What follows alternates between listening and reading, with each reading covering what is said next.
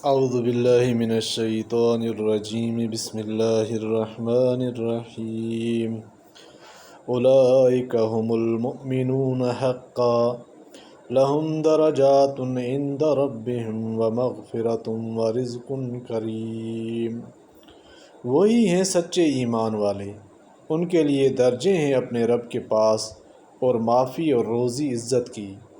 مرد مومن کی یہ 5 صفات بیان کرنے کے بعد جو گزر چکی ہیں، ارشاد فرمایا اولئک هم المؤمنون حقا، یعنی ایسے ہی لوگ سچے مومن ہیں جن کا ظاہر و باطن یکساں اور زبان اور دل متفق ہیں، ورنہ جن میں یہ صفات نہیں وہ زبان سے تو اشہد اللہ الہ الا اللہ و اشہد ان محمد رسول اللہ کہتے ہیں، مگر ان کے دلوں میں نہ توحید کا رنگ نہ اطاعت رسول کا، ان کے اعمال ان کے اقوال کی تردید کرتے ہیں۔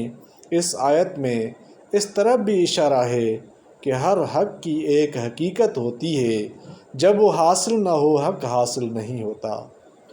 ایک شخص نے حضرت حسن بصری رحمۃ اللہ علیہ سے پوچھا کہ اے ابو سعید، کیا آپ مومن ہیں؟ تو آپ نے فرمایا کہ بھائی ایمان 2 قسم کے ہیں۔ تمہارے سوال کا مطلب اگر یہ ہے کہ میں اللہ تعالیٰ اور اس کے فرشتوں، کتابوں اور رسولوں پر اور جنت، دوزخ اور قیامت اور حساب کتاب پر ایمان رکھتا ہوں، تو جواب یہ ہے کہ بے شک میں مومن ہوں۔ اور اگر تمہارے سوال کا مطلب یہ ہے کہ میں وہ مومن کامل ہوں جس کا ذکر سورہ انفال کی آیات میں ہے، تو مجھے کچھ معلوم نہیں کہ میں ان میں داخل ہوں یا نہیں۔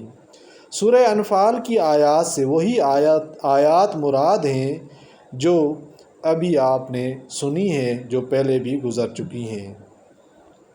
آیات مذکورہ میں سچے مومن کی صفات و علامات بیان فرمانے کے بعد ارشاد فرمایا لہم درجات عند ربہم ومغفرۃ ورزق کریم۔